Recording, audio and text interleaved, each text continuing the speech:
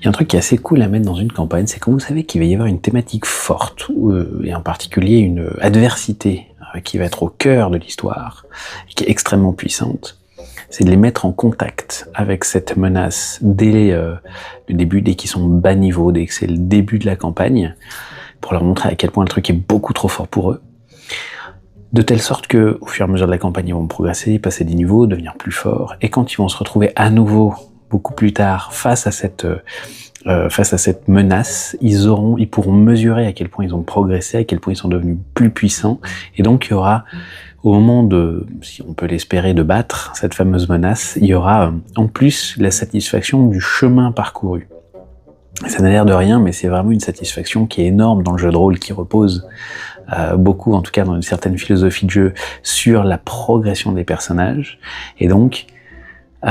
par exemple, dans une campagne dans laquelle il y avait des Quattles, des espèces de serpents à plumes, et puis des dragons dans ma campagne, je savais que ça allait être quelque chose d'important. Je les ai fait rencontrer alors qu'ils étaient en train de voler sur le dos d'un Quattle, donc d'un grand serpent à plumes, comme ça, donc il y avait ce côté assez merveilleux, et tout à coup, ils se sont fait attaquer, prendre en chasse par un dragon noir. Évidemment, ils avaient absolument pas le niveau pour pouvoir aller starter un dragon noir, ils étaient niveau 3-4, absolument impossible, et donc du coup le serpent à plumes, qui était un être conscient, a commencé à partir dans une course-poursuite pendant qu'eux essayaient d'envoyer ce qu'ils pouvaient sur la tronche du dragon noir pour essayer de le semer, et puis finalement ils ont fait le choix d'arriver à se cacher, donc de passer dans une nappe de brume, de passer dans la forêt, du machin, bref, ils ont réussi à le semer,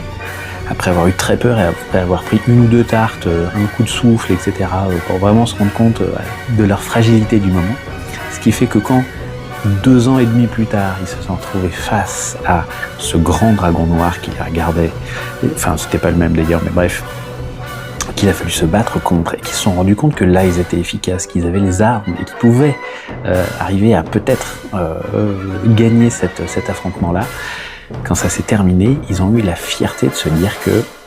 pas si longtemps avant, c'était absolument impossible. Et donc voilà, il y avait une saveur supplémentaire dans cette victoire-là. Voilà, j'espère que ça vous aura plu. N'hésitez pas donc à le planifier quand vous savez que vous aurez ce type de récurrence des antagonistes dans votre campagne. Vous verrez que vos joueurs seront hyper heureux de pouvoir mesurer l'évolution finalement de leur puissance et de leur efficacité. J'en ai terminé pour celle-ci. Si ça vous a plu, n'hésitez pas à vous abonner ou à partager le contenu. Et moi, je vous dis à très bientôt pour la suite. Salut!